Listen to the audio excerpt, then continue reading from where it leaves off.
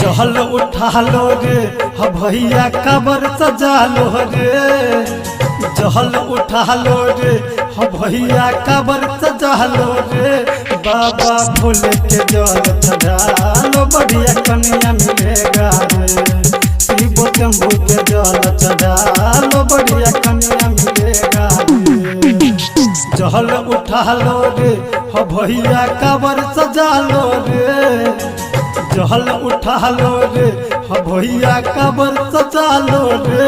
बाबा बैजू के जल चढ़ा लो बढ़िया कन्या मिलेगा रे। शिव शंभू के जल चढ़ा लो बढ़िया कन्या मिलेगा रे।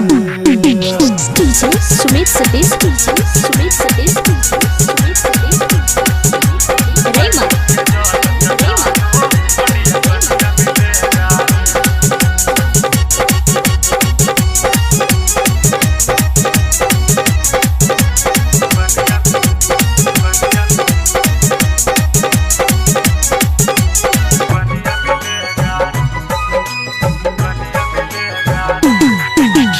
भांग धतूरा लेके चलो ना तेरी है भोला दानी। गंगा जी से जल उठा लो शिवलिंग पर देंगे डाली।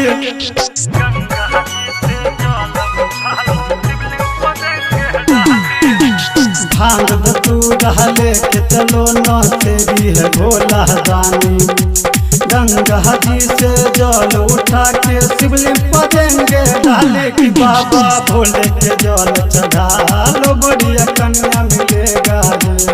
शिव शंभू के जल चढ़ा लो बढ़िया कन्या मिलेगा रे। जल उठा लो रे भैया कबर सजा लो रे। जल उठा लो रे भैया कबर सजा लो रे। बाबा भोले के जल चढ़ा लो बढ़िया कन्या मिलेगा रे।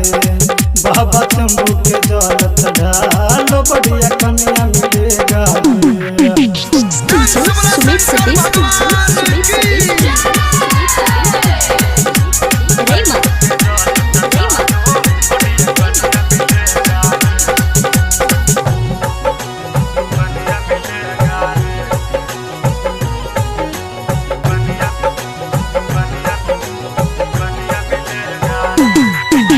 नरसनी रहला गाते हैं गाना बाबा तेरे चरण में। बीज नीतीश झूम रहा है गाजा के मगन में।